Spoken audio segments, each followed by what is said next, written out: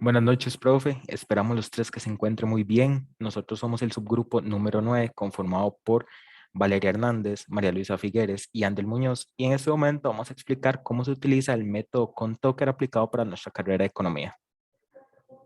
Vamos a iniciar con la interpretación de las tres condiciones que se deben de cumplir para poder realizar este método.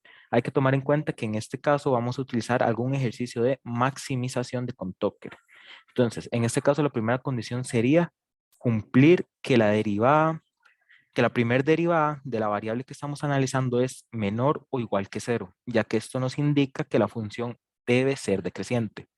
En segundo lugar, la condición que se debe cumplir es que el valor de x que estamos analizando sea mayor o igual a cero, ya que esto es una indicación de la no negatividad del problema. Y la tercera condición que se debe cumplir es que x por la primera derivada de x tiene que ser igual a cero. Esto nos indica que alguna de las dos condiciones que se mencionaron anteriormente debe ser igual a cero y esto tiene una implicación que veremos más adelante. Entonces, ¿cómo interpretamos la tercera condición? X por la primera derivada de x es igual a cero.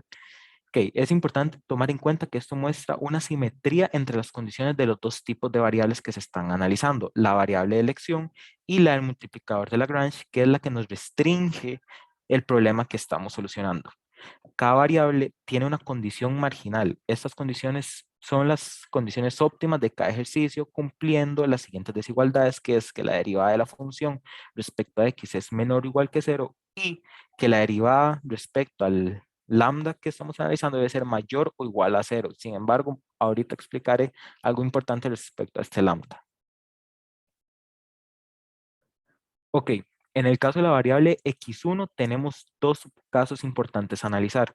El primero es donde se debe encontrar la solución óptima, que ya sea la condición marginal es válida a la igualdad de la derivada que vimos anteriormente, que es la que nos indica que la función es decreciente. Y esto por consecuente nos va a hacer que el valor de x sea igual a cero. ¿Qué implica esto? Pues bien, que el punto que estamos analizando, en el dibujo lo podemos ver denotado por b, se encuentra en la frontera de la restricción que estamos analizando. Y se nos asegura que toda la función después de este punto va a ser decreciente, lo que nos asegura que ese punto b es un máximo global. Y el otro caso a analizar es la manera contraria. Básicamente es que si la condición es igual a cero, el valor de x1 va a ser mayor que cero. Y esto nos indica que este punto, denotado por A, se encuentra dentro del territorio de la restricción que estamos analizando.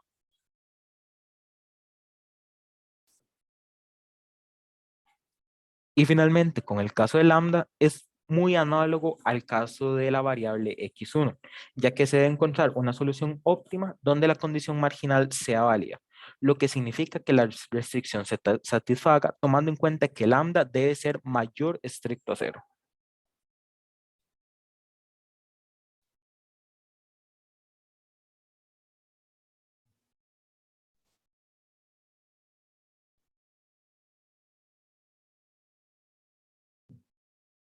En el caso de n variables y m restricciones, en este caso vamos a plantear cuando poseemos n variables de elección y m restricciones, la función lagrangiana z va a aparecer en su forma más general, es decir, en esta que aparece en pantalla, que sería la función que nos da el problema, más la multiplicación de lambda por las restricciones que se nos planteen.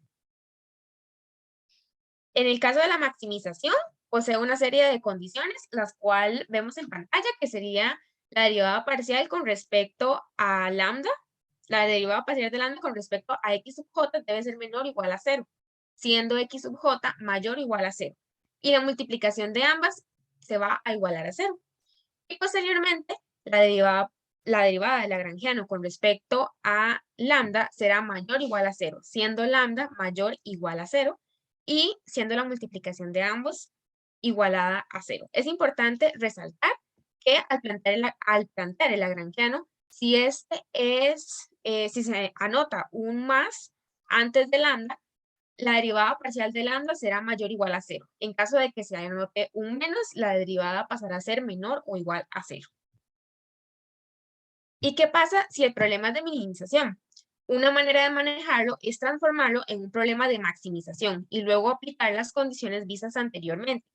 Sin embargo, en lugar de pasar por todo ese proceso, es más fácil aplicar directamente estas condiciones de minimización, las cuales lo único que cambia a las anteriores son los valores de las derivadas parciales. En este caso, la derivada parcial de Lagrangiano con respecto a x sub j pasaría a ser mayor o igual a 0, y la derivada parcial de Lagrangiano con respecto a lambda pasaría a ser menor o igual a 0. Y tenemos el ejemplo número 2, que tenemos que resolver este problema. Se nos pide maximizar la función que nos dan, sujeto a dos condiciones, siendo x1 y x2 mayor o igual a 0. Es importante recordar que las condiciones deben ser menores o iguales a 0. Por lo tanto, tenemos que despejar las dos condiciones pasándolas a la derecha y cambiando su signo. El paso número 1 es plantear la función lagrangiana, la cual corresponde primeramente a la función que nos dan, más la multiplicación de lambda por cada una de las condiciones. Entonces sería lambda 1 por la condición 1, más el lambda 2 por la condición 2.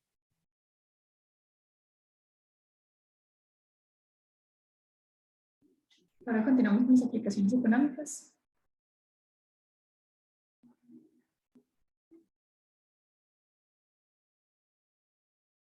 En esta sección, básicamente, lo que nos quieren ilustrar es un ejemplo de la vida real de la solución de los ejercicios de desigualdades con restricciones en un ejemplo histórico, que es los periodos de guerra.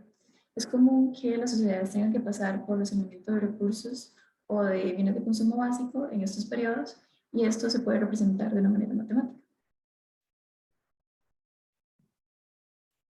Para ilustrar este ejemplo, nos dan un caso base donde tenemos dos bienes X y Y, que son los que se racionan, los que se buscan racionar en una función de utilidad, un presupuesto B, con precios PX y PY, y la dotación de cupones C, a precio de cupón CX y CY.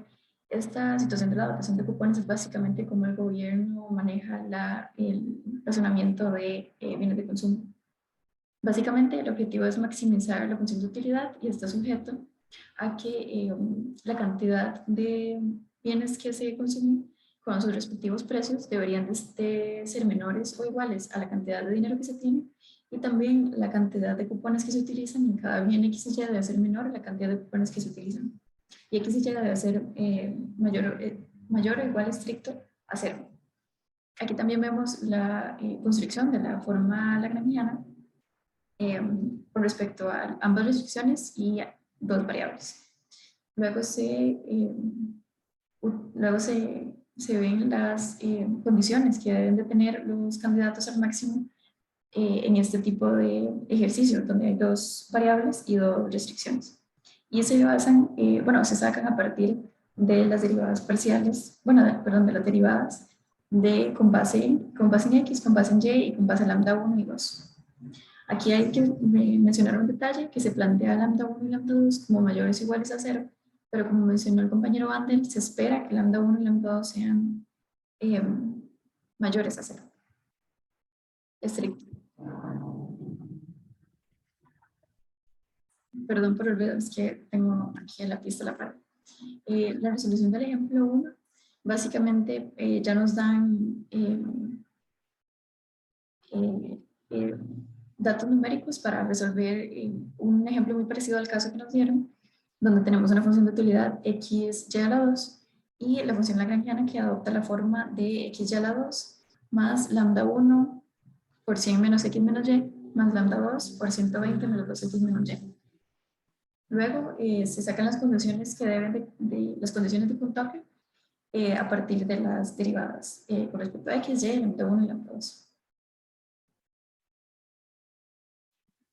Como se puede observar, ya el primer paso sería la construcción del sistema. Para mí se me hizo más sencillo resolverlo de la manera que se sabe que lambda 1 y lambda 2 se espera que sean positivos, o sea, mayores a 0. Entonces, utilizando las ecuaciones 3 y 4, se sabe que 100 menos x menos y va a ser igual a 0 y 120 menos 2x menos y va a ser igual a 0 también, y al resolver este sistema de ecuación reducido, da que la variable x es igual a 20 y la variable y es igual a 80. Esto debe de sustituirse en la restricción del cupón para saber que no viola esta condición y efectivamente no lo hace. Entonces, utilizando las ecuaciones originales 1 y 2, se puede calcular los valores de lambda 1 y lambda 2. Lambda 2 es igual a 3200 y lambda 1 es igual a 0. Estos también fueron los resultados del libro. Solo que hay una curiosidad que se explica, que es que lambda 1 es igual a 0. Y como mencionó antes, acaba de mencionarse hace poquito, se espera que lambda 1 y lambda 2 sea mayor o estricto a 0. Entonces esto sucede porque, como se explica esta anomalía, es una explicación económica. Se da porque la restricción presupuestaria es matemáticamente activa, es decir, que se satisface como una igualdad estricta en la solución, pero es económicamente no activa, o sea que no necesita una utilidad marginal positiva de dinero.